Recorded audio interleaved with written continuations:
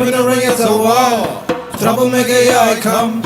Every giant will fall. Fee, fight, foe, fun. Rise above it all.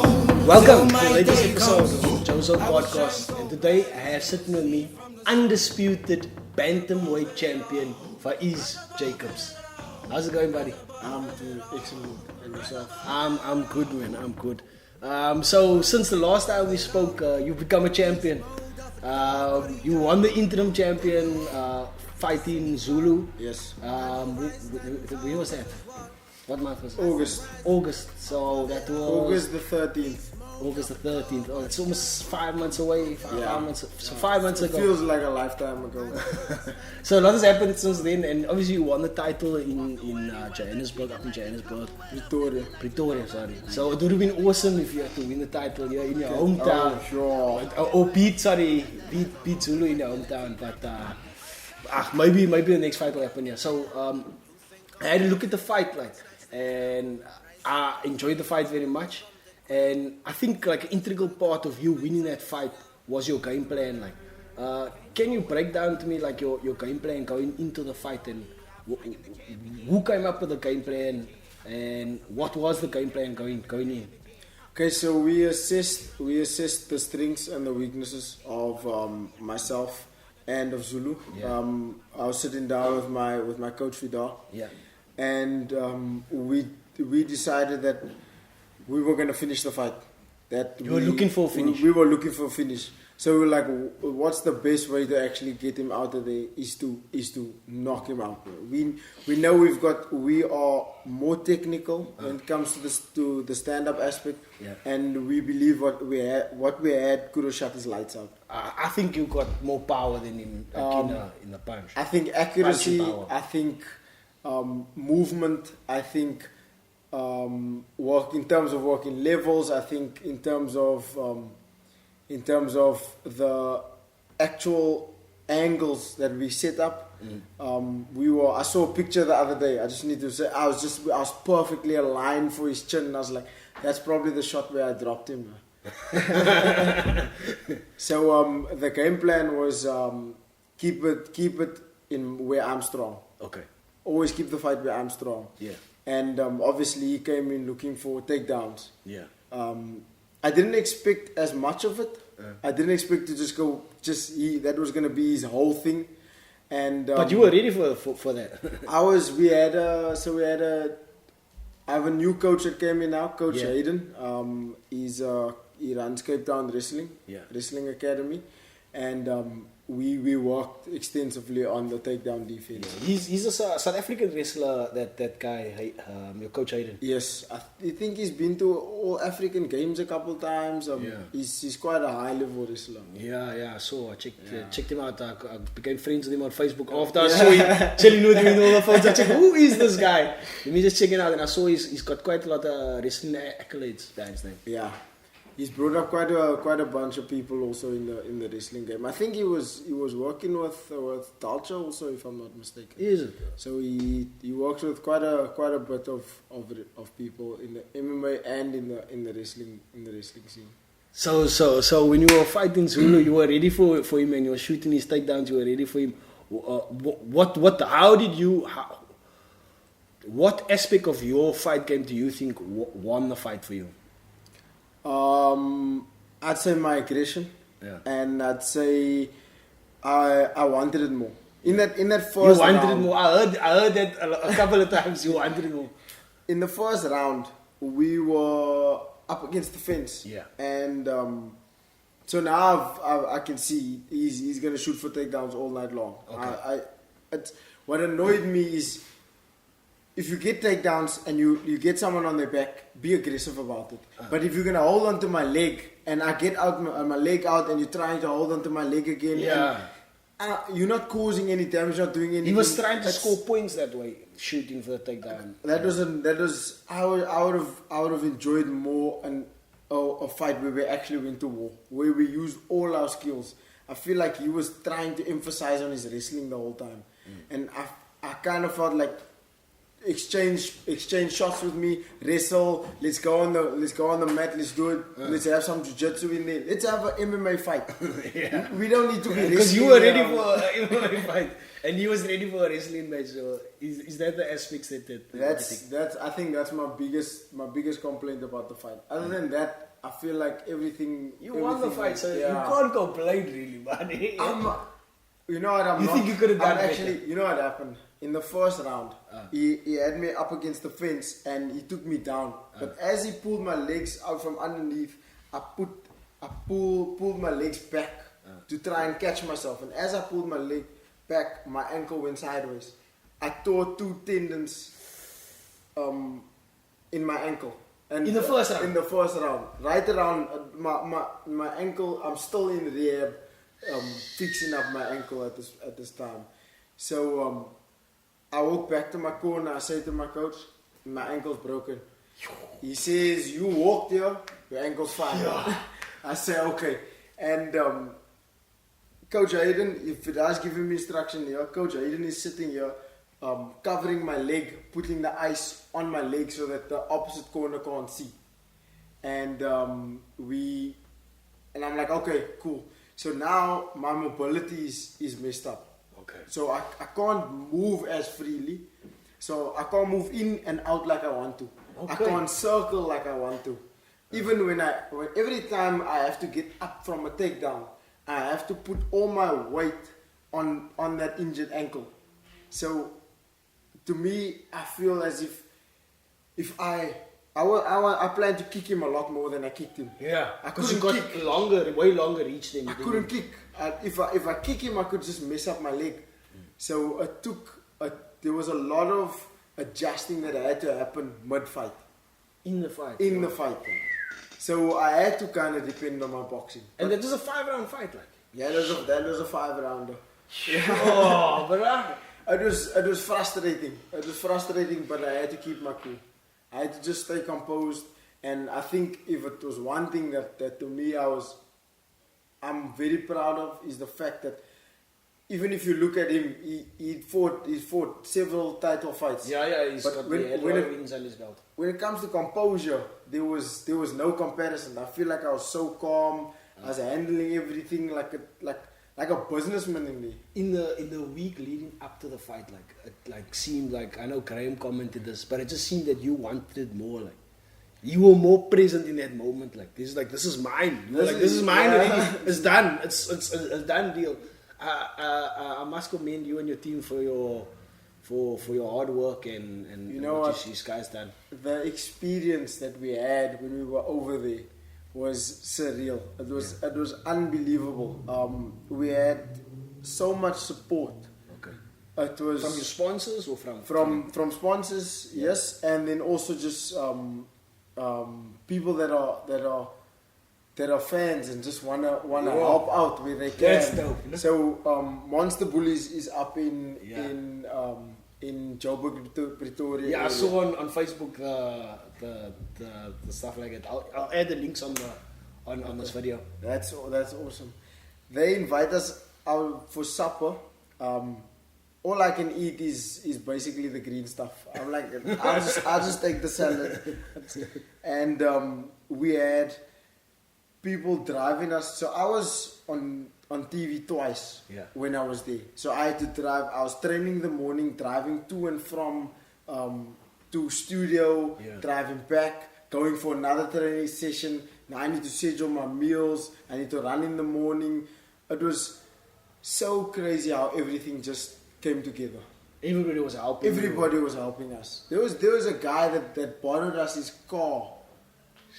It was really, I want to say, if you've seen this, thank you so much. The way you guys supported me was amazing. I felt like I was at home away from home. Nice. It was really That's dope, man. So Africans can help each other out in that way, like. super beautiful, so beautiful. I was sitting at people's homes having meals with their family. That's an emotional moment. It reminds me of another emotional moment. Is like when you win the title, like. Yeah. You say like the acceptance speech. Every time I hear it, the acceptance speech, I wonder like, I just get choked up with you, like, because when I was watching the fight, then I was like, yes.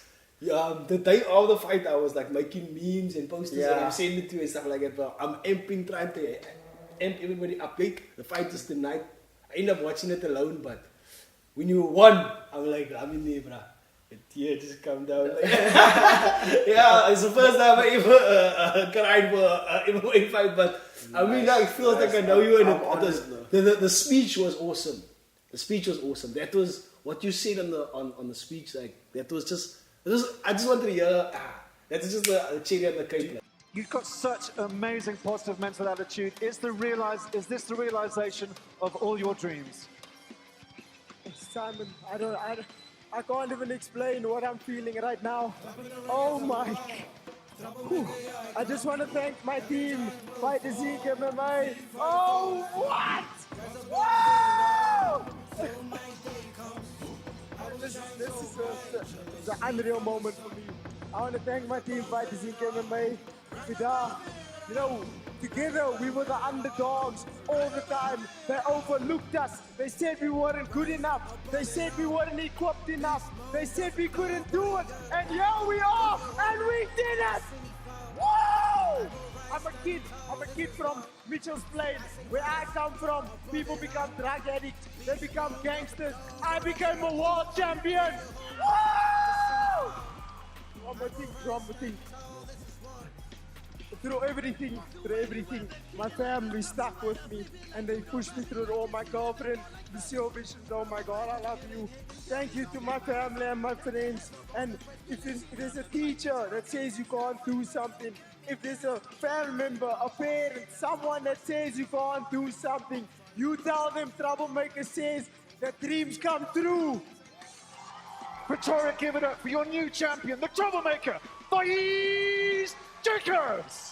Maybe one of the best pokes. You know, there's something that people say. You plan it and you just say it like. There was things that was. You know, what's the kid? I can say that way. There's things that run through your mind when you in the last week of a fight. It's as if because of the weight cutting, because every decision you're literally making is healthy. There's so much mental training that goes into it. Your diet is clean, your body is clean. That there's certain things that come into your mind over and over again on what you want to represent, what you're doing this for, why you're doing this, what this means to you.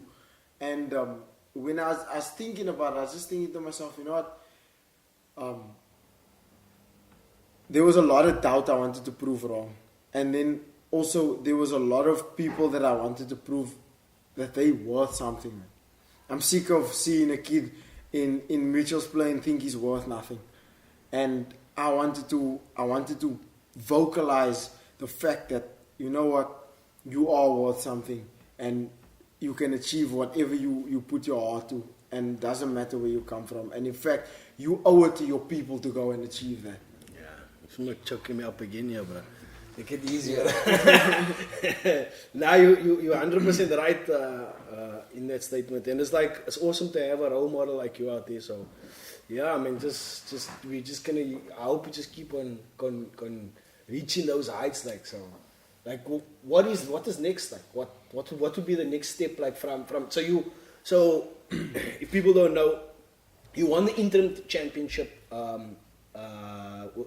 When you beat Zulu, yes, and then you were scheduled to fight, or you were supposed to fight JP Baez again. Yeah, but he left to America, so he's gonna go fight in America. So you become now the official champion. I have become the official champion. Yeah. So I'm the undisputed AFC bantamweight champion of the world.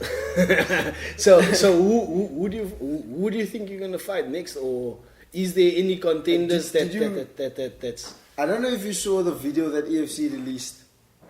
They released a video of Sylvester Chimfumbu, Ajiatsu Chitemba, Devin Cronje, and Marino Kutadana. Okay. So Marino Kutadana is facing Devin Cronje, and Sylvester is facing Chichamba. So At now in December. This now in December. When is it? Not this week, next week. Next week, yeah. Yeah, the 14th. 14th. So, the winner, whoever I assume is going to win more impressively, is probably going to get the shot. Chichamba has come off 3 knockouts. And if he finishes... quite good. But he got Sylvester disqualified is in his last fight, yeah. But okay, that is what it is, man. Yeah. He still fought for the belt also before, so he is quite respected in the division. Yeah. And I mean, he's right He up fought there. in Brave, eh? Yes, Brave? yes. Yeah. I don't know if he won or lost. I think he lost that fight. Is it? Yeah, I didn't actually watch the fight, but I know that he lost that fight. And then, so I assume that the fight will probably, between the two of them, is most likely the contender, because Chichamba's on a 4-fight win streak and Sylvester's fought for the belt before. Okay. So it's hard not to go with that one. And then Devin Cronje, I think he's also on a 4-fight win streak. Okay. So it depends how that fight also goes. If Devon do something fantastic, then Yeah, it's most likely going to go to the most exciting finish. But obviously you'll be hoping to fight again in March next year, when in Cape Town next year, hopefully. Or you want to fight before that? I want to fight. I'd like to get an overseas fight. To me, it's December now. Yeah. If I have to wait till March, April to compete again, I'm gonna pull out my hair, man. Yeah. I need to fight. I can't just sit around and wait 4 months with inactivity. So you're planning are you looking to fight overseas? I'm looking to fight wherever. Okay. Wherever, whomever, whatever. Nice, man. That's- nice, man. And let's push this out so that maybe some of those. I see this. So they have Brave that's fighting. They brought a Brave to South Africa. Yeah. One of your old opponents is fighting over in Bellator. We spoke about Cal Pacino is fighting in Bellator. The UFC, Don has gone to the UFC, and many other fighters. I mean, there's so much options. One FC, there's so much options. Literally, the options are unlimited, and to me, I'd like to have as much experience as possible before going into the UFC. Yes. I feel like I'd like at least a few fights overseas to cement my name. I wanna go in there with a huge hype, so that when I get there, I'm there for good. I'm not going there I'm going there with a mindset of going to become champion. Nice. I want to go in there full speed ahead, and I have to defend this belt now. I have to defend this belt. You can defend this belt and still fight overseas. They allow you to do that, right? They've allowed other people to do that before. Okay. So I'm certain that they'd want me to both. I think Dricus did that as well. I think also you for my career to go somewhere, I have to push for that. Sure. I have to face whoever's in the bantamweight pool worldwide. I need to climb that ladder now. I need to go to number 1 in the world. I'm number 1 in Africa. Number 1 in the world is the next goal. That is I conquered a continent. There's no reason I can't conquer a planet now. I like the attitude. So I've been checking out your profile recently, and I see today you had a rap. Yes. And the rap just had had a whole lot of veggies in it. Super delicious rap. Super delicious rap. Tell me about the rap. What is in the rap? So I have the rap itself, then lettuce, tomato, cucumber, dhania, coriander. For those of you that don't know what dhania is. Okay. Then a mix of 4 beans, butter beans, red beans. My girlfriend knows the rest. And then hash brown. Okay. Hash brown, that's just for flavor. It's just for excitement. So it's basically a full vegetarian wrap. And it's phenomenal. I just need to. Are you going the vegetarian route? I'm vegetarian. I'm vegetarian right now. Is it? I'm vegetarian right now as we speak. Vegetarian, but not vegan, because there's a difference between the two, right? I'm not vegan, Yeah. but I can say I'm sort of vegan because I don't do milk. Okay. I don't do eggs. A little bit of cheese. I just feel like it's healthier to stay away from a lot of dairy. And what was brought about this new eating style? Why did you decide to? I watched a documentary. Oh, everybody's telling me about that documentary. The Game Changers is the name of the The documentary. Game Changers was one of them, and then What the Health. Okay. What the Health. It just speaks about how much our arteries are clogged and how much. What is clogging our arteries? See, what happens is.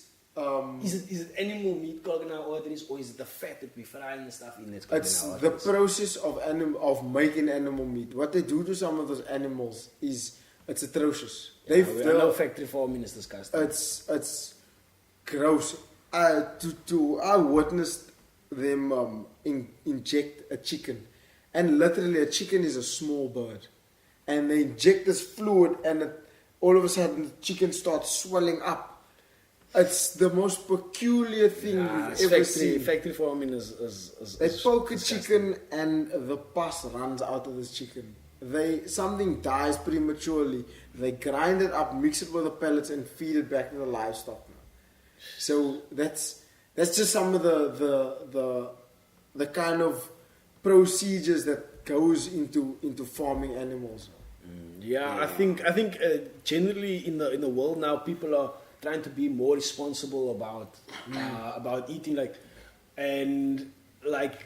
because there's so much humans on that.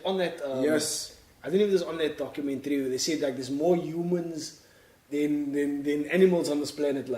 So if you look at it in that sense of it, there's more humans than there is animals to eat on this planet. Yeah.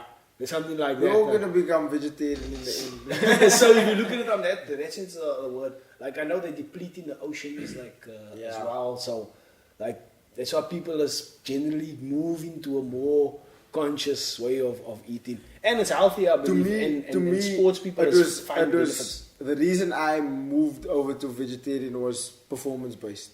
I was gonna ask, is that That was the whole thing. is that a big kicker as well?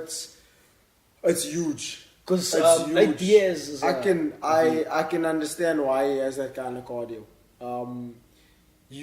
I can just go. Have you seen improvement in I your- can just go. From the first week. From the first week, massive improvement. I don't need to rest as often. My injuries don't last. I can train so hard that I don't even realize that I'm sore. I don't even realize that I'm in pain. There's no in terms of the amount of lactic acid that I avoid now. I used to have so much lactic acid buildup. It's like it's not there anymore. and that is part of eating processed meats. Yeah, it clogs your arteries, so your blood flow is just more.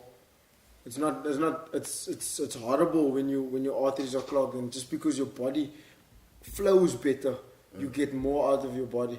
Yeah, this is quite interesting because the last time we spoke, and I'm going to put the last podcast up as well, because the last podcast we spoke was you were eating very little. You were saying, Yes, I just eat yeah, fish or yeah. something like that. And now we come and you've even gone even further down the line. Yeah. I mean, if you've seen the benefits, and there's a lot of people seeing the benefits, then that's all good deal. Maybe I must as well think about it, because I have young kids, right? So they ask questions, and my daughter, she's asking but what's that? Is that chicken? Yeah. Oh, but that's a bird. Yeah. So she's now starting to put two and two together, and she's like, nah, but I don't want that. Yeah. She doesn't want to eat a bird, because now she's starting to put Yes. the things together. I'm eating the animal. I'm eating an animal, actually, yeah. She's like, nah, she prefers not to have that. I'll have other things. So it's weird that they, as young kids, they are really conscious, but why am I eating a low? And RZA, you know RZA? RZA is a rapper, Wu-Tang, and he made a statement why should I have something to eat? Why should something die in order for me to live? Eat or something like that. Yeah. Why should something die in order for me to live? Nah, it shouldn't be that way. Or in order for me to eat. But anyway, yeah, that's it. a support, like, I want to talk about your support structure around you, like, your team. You started off with your team, like, and you still with your team. In terms of, I had boxed before at 2 other gyms. Okay. But it was never really a serious thing, and I don't think my vision was understood clearly. But when I came to FIDA and I said, this is what I want to do. This is what I'm not here for fitness. I don't want to do no fitness kind of thing. I'm here to fight. He said, okay, let's walk. I think it was the first. I was still fighting a fight for another gym. I just moved out of that area, and I told him, look, I still have a fight that I signed with this guy already. And he said, okay, we'll get you ready. So he was training me for a fight from another gym. And he told me on a Sunday, hey, let's walk. And for the life of me, I couldn't understand. I was like, this guy is putting in a Sunday. I said, you're someone that can match my vision. You're someone that understands. And what we do is we consult about ways of consistent improvement. Was that Sunday the turning point for you? That Sunday, you realized, like, he also wants to work on it Sunday, and you also want to work on it Sunday. That Sunday was where I said, okay, I'll go with this guy. I see this guy's work ethic is something that I can put my trust in. It's very rarely that a coach and a fighter clicks, like 100%, like. And when that happens, you see like Faraz Sahabi and what's his name, GSP. Yes. They click, and like it's a next level. And I see that with you and your coach, like with many other, or with any, if you look at other gyms, their gyms are a lot older than your gym. Your gym is still fairly young, fairly young gym. So their gyms are a lot older, a lot further down the line, and they don't often have that relationship, like so. So I look at your team and your support structure. I'm like, yo, that's dope. And you bring in the right people. Sorry, you bring in the right people as well. Like you said, you brought in Coach Aiden. Yeah, that guy. Does he seems to share your same type of vision? Like we very much believe in the synergy. We very much believe that our energies need to work together. We have one goal in mind. We have one mindset. So when a fight's coming up, myself and my girlfriend are in sync. Myself and my coach are in sync. Myself and my family are in sync. They understand I'm not going to be around. I made a lot of decisions early on in my career that would allow me to live my life accordingly. So I didn't make myself. I made myself completely available to martial arts first, and then everything else after that. So everybody understands that. Everybody resonates with that. I show up to a family lunch. I'm not eating what you're eating. I'm on that rice cake diet right now, and they all get it now. That's cool. So you spoke about your girlfriend now, and you mentioned in your fight as well. Like that is also another relationship that helps you. Like they say, behind every like man is a strong woman and stuff like that. Like. So. She's not behind me, she's alongside me. Alongside you. Hey! Yeah. Hey! Continue straight. To me, you have to have a partner that supports your vision. You have to have someone that can see your vision clearly with you. Otherwise, what you want from life will be 2 entirely different things. And if you don't have that, is going to be friction. She sets me straight. She'll let me know, like, this that you do now, it doesn't resonate with what you're supposed to do. Gatsby's are not what you need to do with your life. Okay, let's stick to the salad. Yeah, it's dope that you have those relationships and that sports support structure around you. Thanks for coming on the show again for the second time. Yeah, it's my I'm pleasure. sure we can talk till the cows come home, but I think we're gonna wrap things up. I think we covered quite a lot, like, and I hope you come on my show again. Like, this is not the first or the second time. For sure. Let's must build come- the content now. Let's build the content, and there's some good snippets in there. Anyway, thanks I Faeez. enjoyed myself. Awesome. Thank you. My pleasure. Man, that was fantastic.